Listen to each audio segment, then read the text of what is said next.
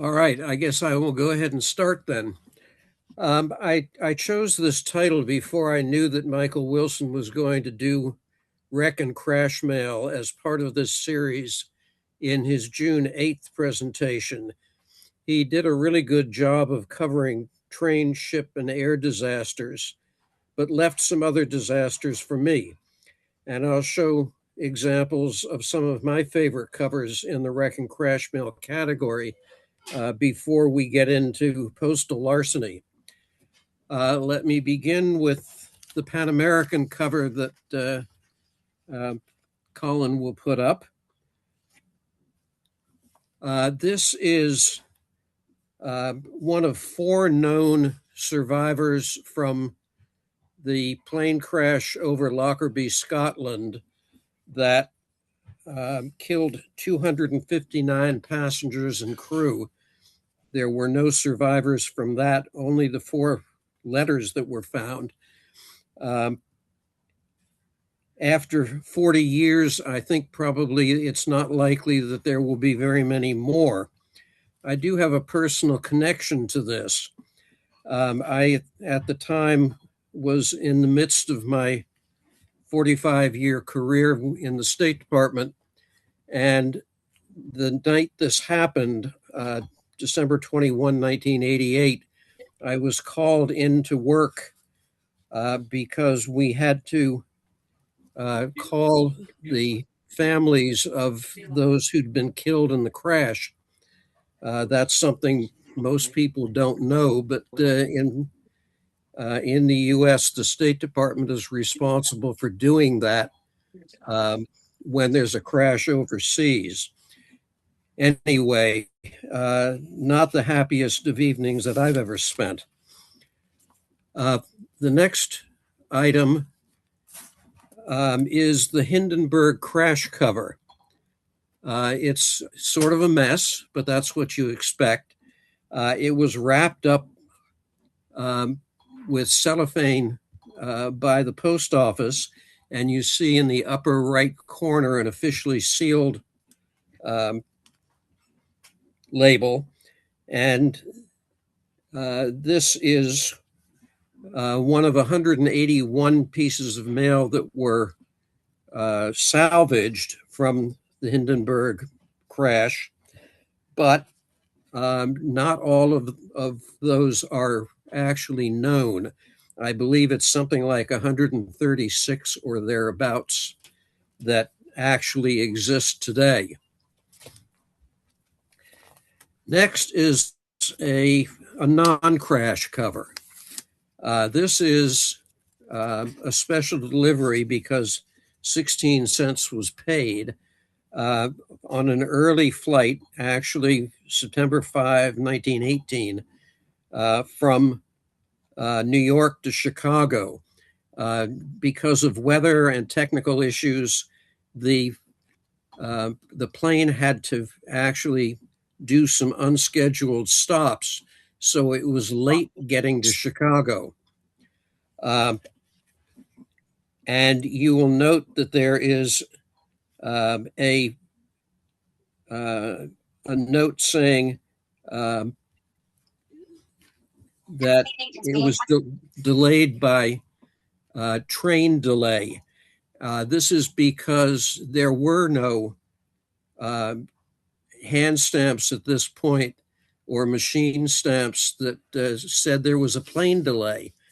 So this is a case of make do with what you got. The next one is a bit hard to see, but the marking in blue says damaged at Kansas City, July 28, 1933, when plane fell in the river. What actually happened was the motor failed on takeoff, and the plane, instead of lifting off, just went off the end of the runway into the Missouri River.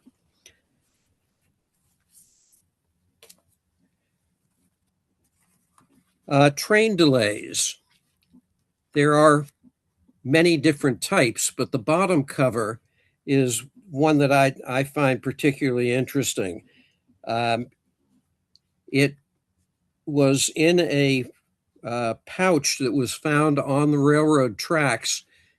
A train actually ran over it, and that's what it says: found on tracks uh, and damaged by the train.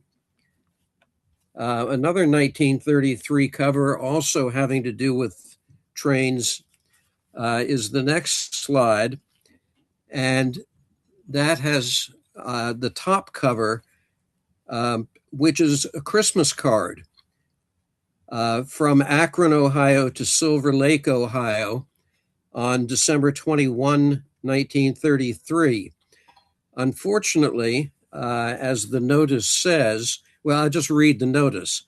This office regrets to report that on the night of December 21st, train number 10, in throwing off its mail, threw one emergency pouch off 150 feet before it reached the landing place. It evidently bounded over a ditch and landed 30 feet from the track behind a small hummock and remained there covered with snow and was but found today. We offer this explanation that you may understand the delay in your mail. So the recipient got to celebrate Christmas in the spring. All right, next we have uh, a mail truck accident. And these can be found now and then. You can see that the cover is a bit burned. This was a mail truck fire August 20, 1948, en route from Tampa to St. Petersburg, Florida. And you can also see that it was forwarded in an ambulance cover with a little note from the postmaster telling the recipient what happened. All right, here's a disaster. Um, on April 10th, 1906, the bottom cover was mailed to San Francisco. It got there after the San Francisco earthquake and fire. And the address had been burned to the ground, and there actually is a note under the Kearney Street address saying burnt district. And it needed postage due coming in. That was actually never collected, and the piece of mail was returned to New Zealand undeliverable. Another disaster that you will not see often. This is pneumatic tube damage. There were pneumatic tube operations in Philadelphia, New York, Brooklyn, Boston, Chicago, and St. Louis between 1893 and the last one closed in 1953. You would never know that pieces of mail went through the pneumatic system in these cities unless something horribly wrong. Tube that you see and the mail was damaged. So in this case, this is from Boston, Massachusetts. It's the only one I've ever seen with this label attached, and it says the damage to this mail matter was caused by the accumulation of moisture and iron rust in the pneumatic tube, being forced by the high speed maintained into the cartridge, which holds the mail while in transit. The company operating the tubes is using every means to prevent this damage, and the soiled condition of this piece is greatly regretted. Signed by the Boston Postmaster. Next, we have a damaged by fire in letterbox, Jersey City, New Jersey, caused by somebody, perhaps an early 1936 juvenile delinquent throwing matches into the collection box. And that's what the little message from the postmaster at the bottom says. Perhaps my favorite bit of damage in the mail is this item. Postmaster says, letter damaged in transit by mice in Durant, Mississippi. What more can I say?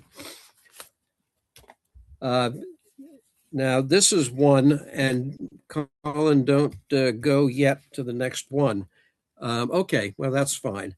I'm going to hold this up, and I hope it will appear. This I found last weekend in Ballpex. Paul Huber, who does naval covers, had a section, and I found this cover that says, U.S. Navy, November 12, 1942, USS Erie hit by sub. You might think at first read that it was hit by one of our own submarines, but no, this was, the USS Erie was a gunboat that was active during the beginning of World War II, and it was sunk by a German submarine, U-163, off Curacao on November, what is the date here? Yeah, November 12th, 1942. The gunboat didn't actually sink completely. It managed to beach itself, but then burned for several days, and it was never able to be fixed, and was eventually just taken out to sea and sunk. 7 crew members were killed, 11 were injured. And of course, this is not canceled on the Erie. I don't know where it was canceled, but it's still emblematic of a disaster. Now let's switch gears to postal larceny. This is defined as the use of non-postage stamps or misuse of genuine stamps to rob the post office of its legitimate prepayment of postage. I don't want to belabor postal counterfeits because that's really not the meat of this presentation, but they do fit within the title. And so this 1897 cover, Colin, yeah, good. Okay, is a usage of the first instance of U.S. postal counterfeits. I think what was happening was prior stamps might have been counterfeited, but none have ever come to light. But in the late 1890s, the amount of mail and the need for stamps was increasing, and that sort of allowed the bad guys to get into the game. These stamps were actually created, they're litho jobs rather than engraving, and they were created in 1895 in Chicago, but they were marketed from Canada. They were discovered because a mail clerk recognized that something was not right with examples that he saw. He called in the Secret Service and the inspection service. They ran it down, eventually jailed 5 people. But the stamps were actually mailed to customers from Chicago. So I'm curious as to how these particular ones got to Portland, Oregon, which is where they're used from. But there it is, a very, very scarce usage, I can tell you. Next, we go from individual initiative to organized crime. These are postal counterfeits of the 13-cent Liberty Bell of the Americana series. I'm sure most of you will know that every genuine example of these has at least one imperforate side. Coils have two, booklets will have one or two. The people who did the counterfeiting seem to have missed that problem, and all of the stamps that they produced are perforated on four sides, so they're easy enough to spot. Besides which, they're perfectly awful lithographed images, but they still got used. And as you can see, the chunk on the bottom of the page is, let's see, 20 plus a strip of 3 and a genuine 5-cent stamp. So now let's get into the real larceny. The next, let's see here. Okay. The next item is a 1-cent bird. I'm not sure which kind of bird, but this is where the part of the title that says "Beware the law of unintended consequences" comes from. These stamps were produced by the Postal Service to solve a problem. The problem was that postal clerks were having difficulty separating 1 cent from $1 stamps. So the Postal Service, in its wisdom, decided, well, if we make 1 cent stamps 01, that will fix things. But the public is much smarter. They took the 01 stamps, turned them upside down, and made them into 10-cent stamps, as these covers show, and got away with it. The postal card on top and the envelope on the bottom both, quote, overpay the rate using the 10-cent stamps. And you will note, of course, that the Postal Service decided not to do that anymore after this.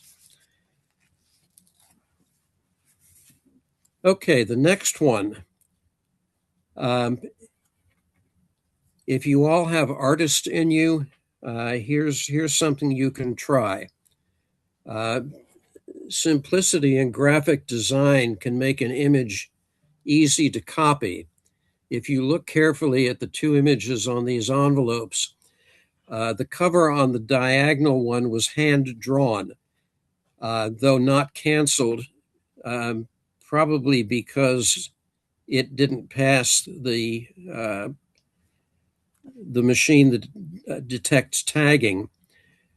But it still ended up making it through the mails. It really is quite a good job if you look at it carefully. We go back 100+ years for these. This is postal currency created in 1862 to substitute for small coins. This was never something that had postal validity. Yet somebody clipped the 5-cent stamp out of the postal currency and used it on the top cover. It was caught and charged postage due, but the bottom cover, using 10-cent postal currency, got through, probably because nobody in 1941 recognized what it was.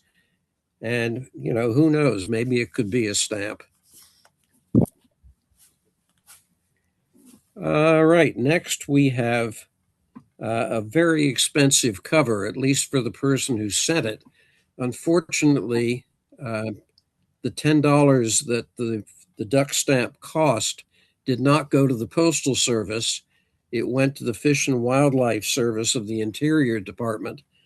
But you'll find a fair number of various kinds of revenue stamps used as postage, but this is the most outlandish.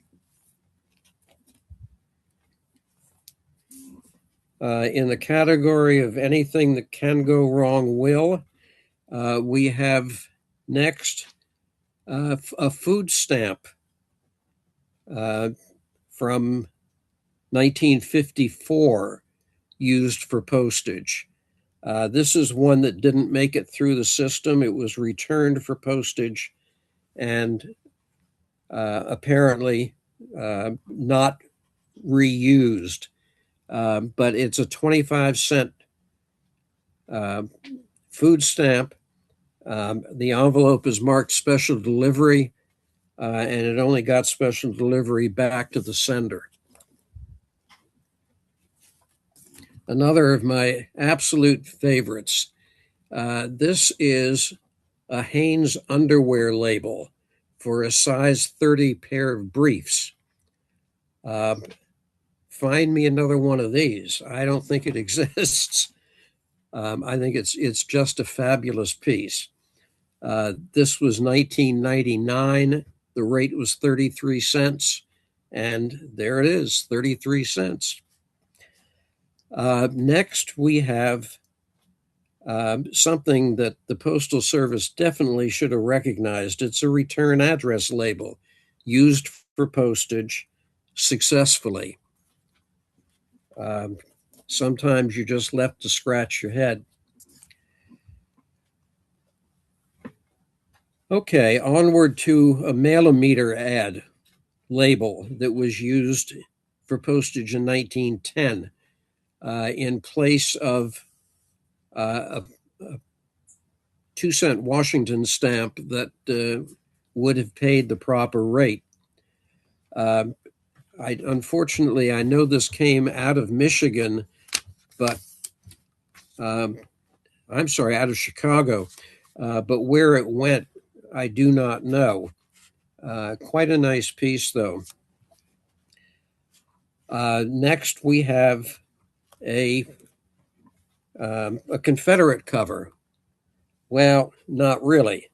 There's the old saying, save your Confederate money, the South will rise again. Maybe that applies to stamps too. This is used in 1938 to the son of August Dietz Sr., who was a power in Confederate philately. And of course, the stamps had no validity whatsoever. And if they did, they certainly overpaid the 2 cents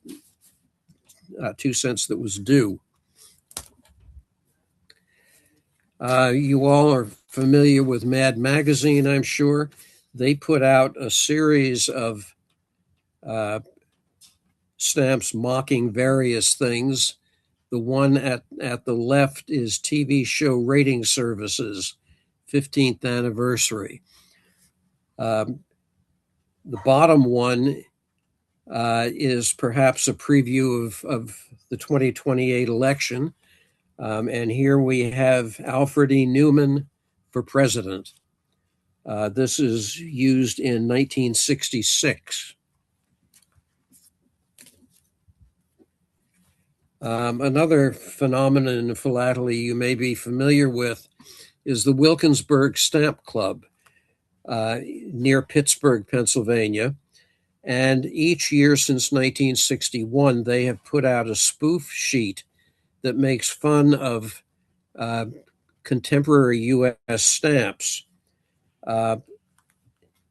You would think that the post office clerks would realize that this was not a genuine stamp, but here we have a 1970 usage from the 1970 sheet that's a combination of 2 U.S. stamps and the person who did this probably got a good laugh and got away with it.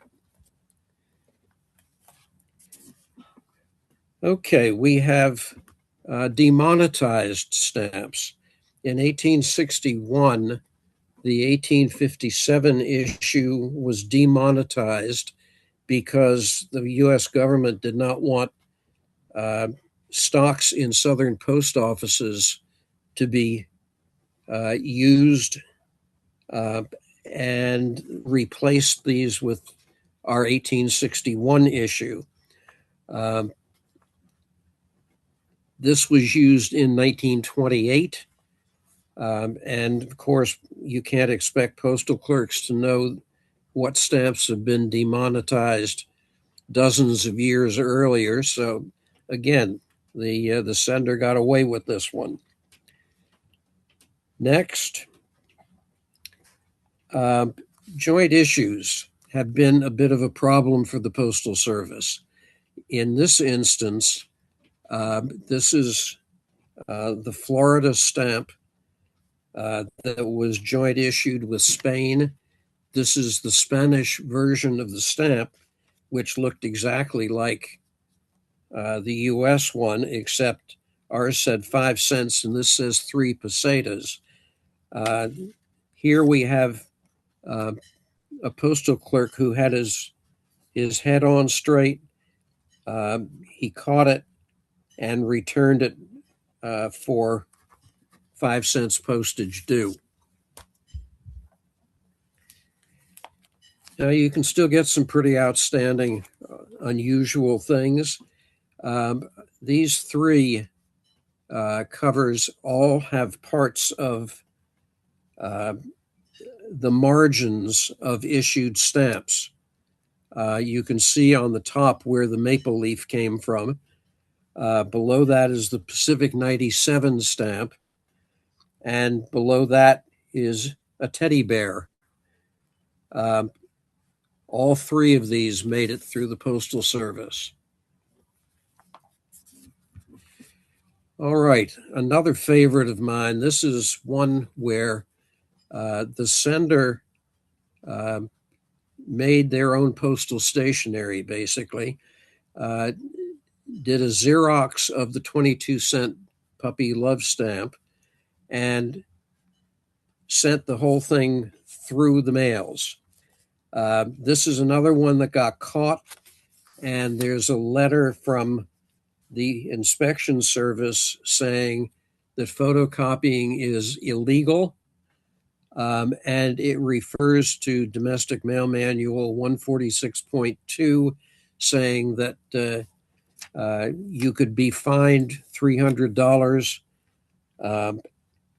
And if you have any questions, call at. What they did was return it.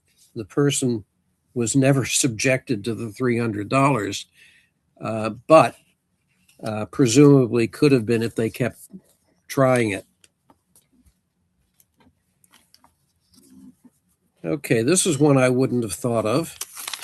The top cover has parts of two stamps that are melded together.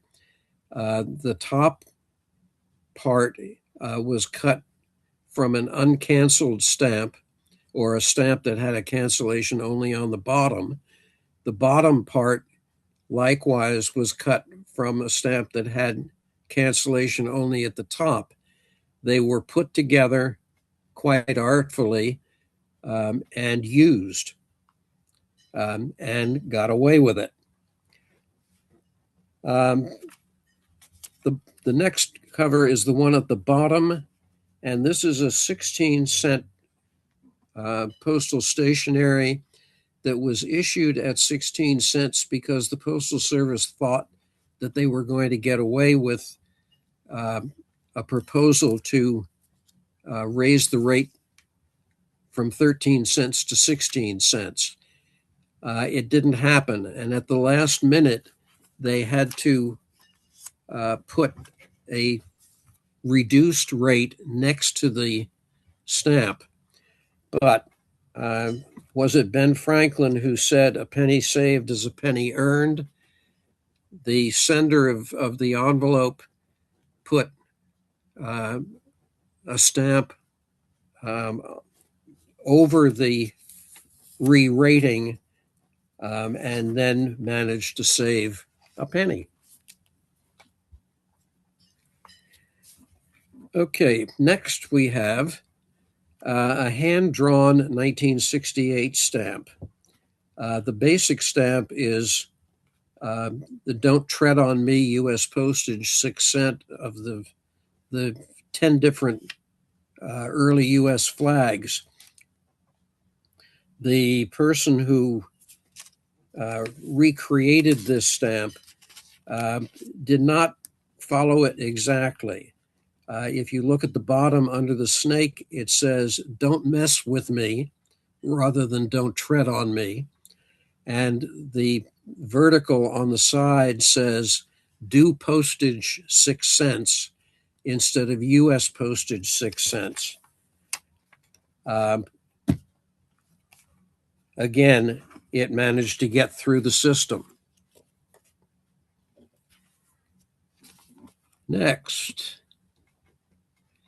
we have an example. There actually are lots of foreign stamps that are used for U.S. postage. Um, you can find them fairly easily, but this one uh, is a new low or a new high. It's an airport tax stamp from Nigeria that's been used for this postage from Nigeria to the U.S. And properly delivered, no postage due.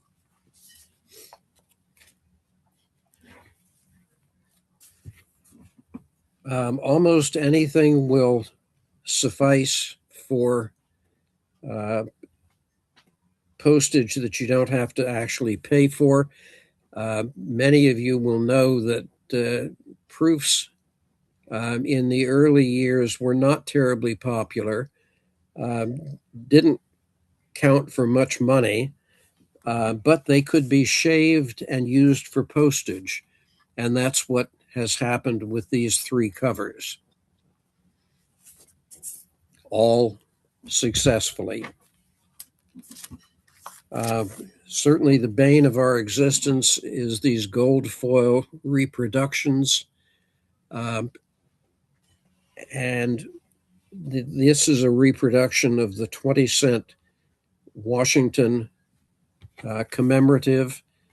Um, and somebody has used these as, or tried to use them as postage. In the top case, they got away with it. In the bottom case, there's a notation on the envelope saying, "Not postage stamp, postage due 20 cents."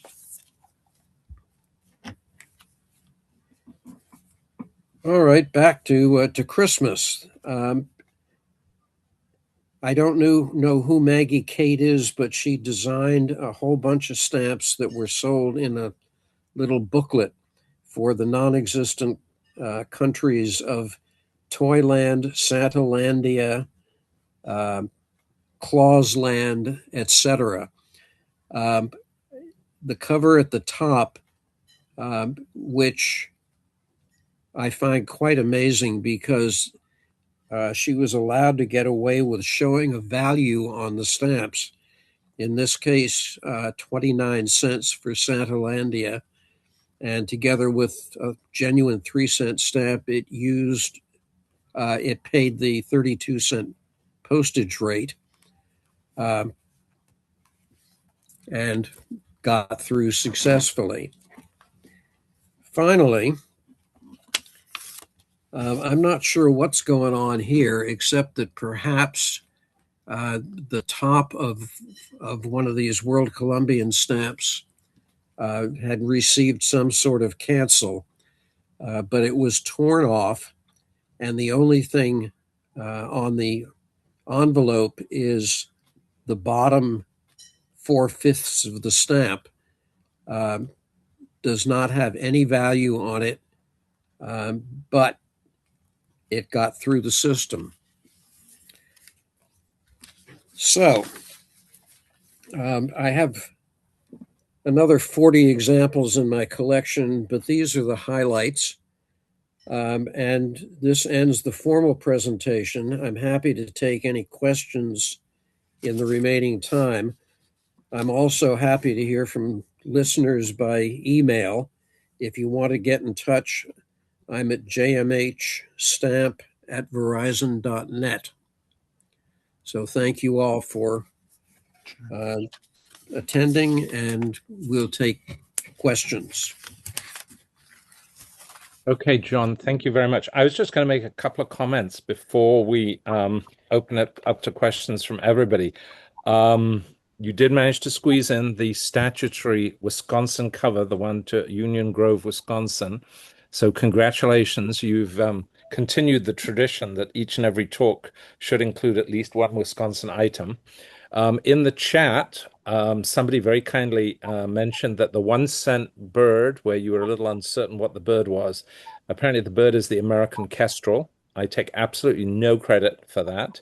I pass that on. The Pan Am Jumbo cover, the crash cover, it brought back a couple of memories. The one thing you didn't mention, well, two things you didn't mention. The first one was that, of course, I think it was Marty Apfelbaum was actually killed on that flight. When the plane crashed, he lost his life, sadly. One of the And I call that family. Okay.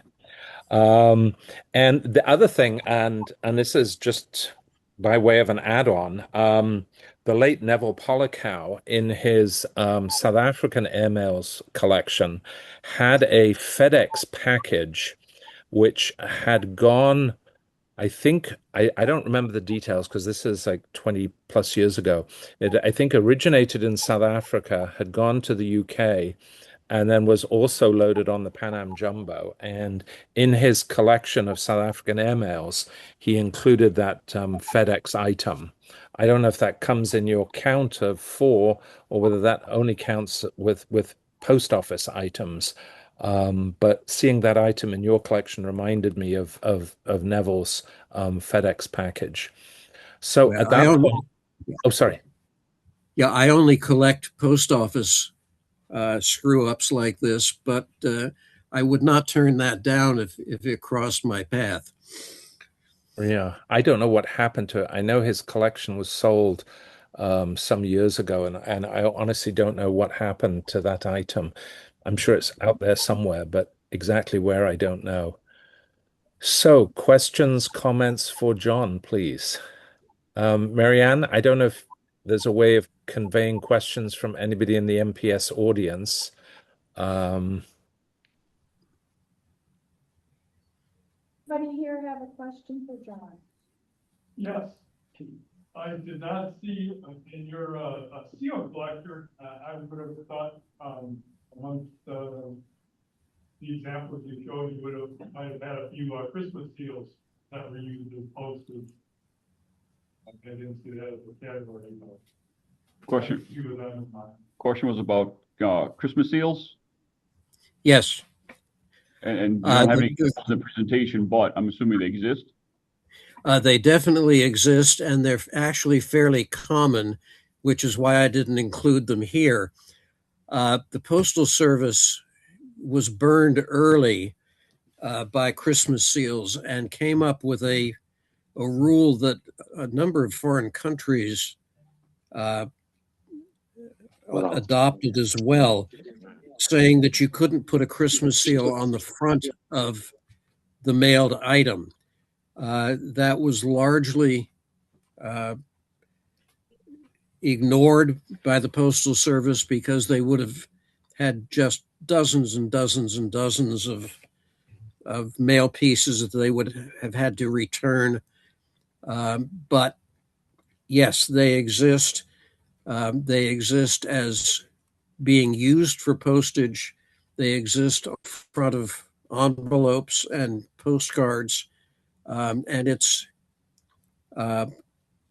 part of the Christmas seal hunt on cover to be able to find these. Okay, Christopher McFedridge, you have a question? Do you want to unmute yourself and ask your question from John? Yeah. So when you're acquiring these covers, do the people you're acquiring them from generally know what they are these pure finds, or is it a mixed bag? It's a mixed bag.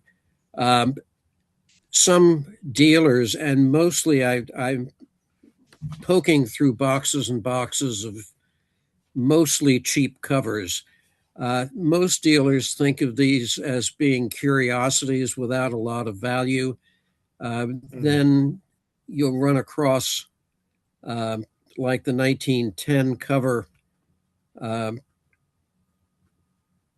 that the dealer knew exactly what he had and wanted $1,500 for.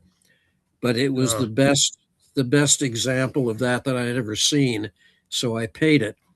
But uh, yeah, they sort of run from $1 to however much you're willing to pay.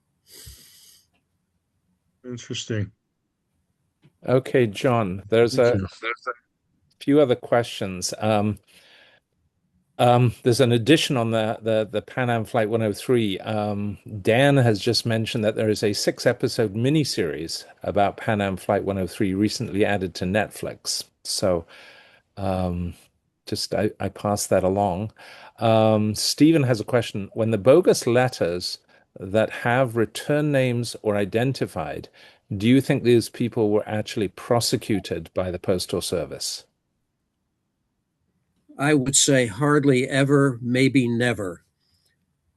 In most cases, I think, well, I wouldn't say most cases, but I would say in a lot of cases, the people who are using these things aren't sort of aware that they're using something that isn't postage. They're thinking, I got to mail this letter. What do I have around here that looks like a stamp? And they will use whatever is handy, a Christmas seal, a Hanes underwear label. Um, yeah, certainly there are some people who are testing the Postal Service, other people who are doing it knowing that they're trying to put one over. Um, but yeah, it runs the gamut. Right. Well, I don't think. Yeah, go ahead. sorry, that sort of leads to another question come comment. Do you think it's fair to say many of these covers are prepared intentionally by philatelists to create collectible items? I would say some are. I wouldn't say even a majority. I think, yeah, I think there's more of people trying to get away with something than trying to create a cover for philately. What I'm amazed at is how many of these things get kept by the recipients and find their way into the philatelic marketplace. Right. Well, James Barnett has drawn attention to another case where, a mailbag was recovered. He just mentions as an example the hawker of the transatlantic flight that landed up in the water. The plane ditched, the mailbag was recovered, and eventually they tried to marry up the right stamp to the right cover. And, in most cases, I think they managed to do it. Kent from Dallas has mentioned that he noticed that one of your bogus covers was, and I believe it was addressed to you, care of Lynn's. And he's just saying, did he see that correctly? And I think it actually was addressed to you, care of Lynn's, probably in response Yes, to it one of your was. articles. There are 3 or 4 covers in the heap that I showed tonight that are addressed to me by thoughtful philatelists who were testing the system. So you were a magnet for larceny. Yeah. Yes, but I've never been charged. No, that was mean. I apologize for that one, but you know me well enough. I will always pull your leg. So do we have any other questions? Christopher, we invited yours. I think we still have more than 40 people. Somebody must have a question. Frank from China. Any questions, or are you driving the car? Or are you at work? Colin, there's a Frank Bloom who's got a question. Okay. All Can you right, unmute?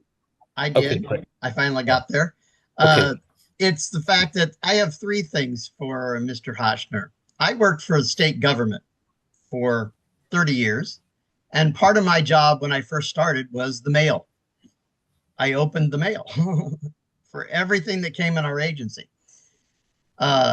We got in thrift stamps from that, like you'd get like S&H green stamps, but they had Yep. denominations on them. So I had several of those used as postage, and they got through.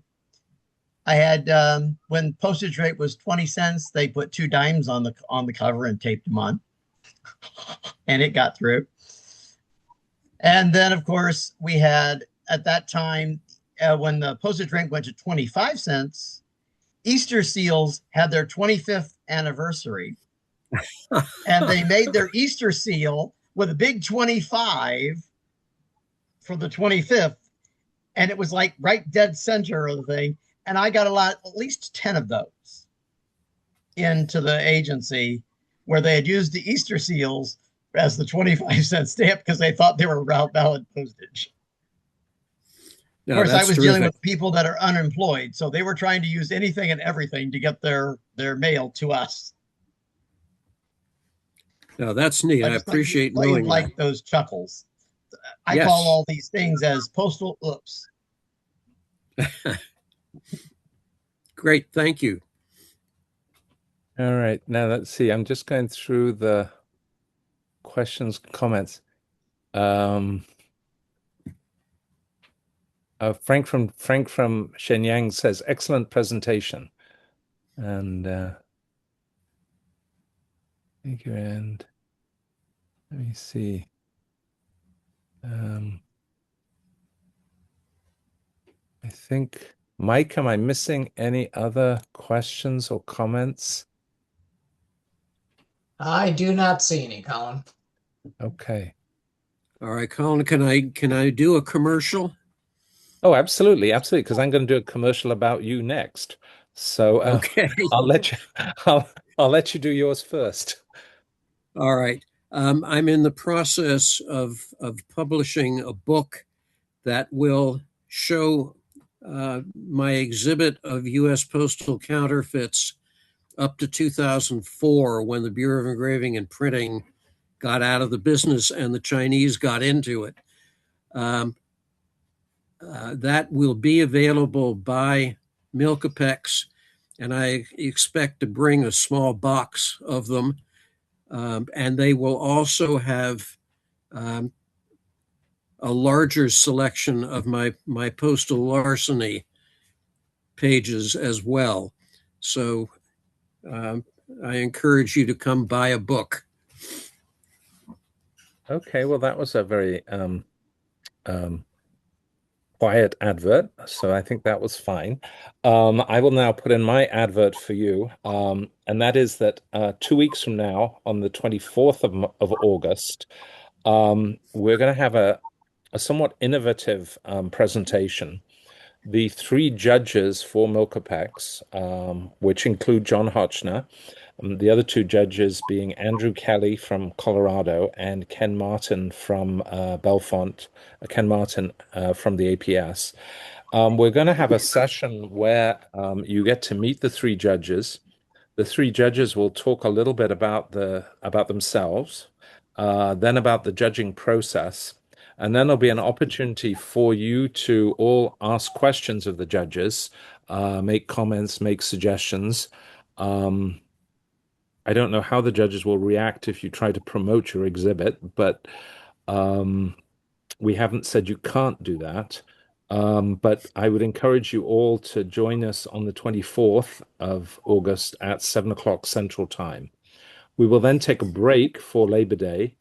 And then the following talk will actually be from Charles O'Brien, a very noted first day cover exhibitor, and he will introduce us to the idea of first day covers as a branch of postal history. So those are the next few presentations which are coming up. I hope you've all enjoyed this evening. I certainly did. And John, thank you very much indeed for your presentation. You were stuck with me the whole weekend at Ballpacks and again now today. So, but thank you very much indeed.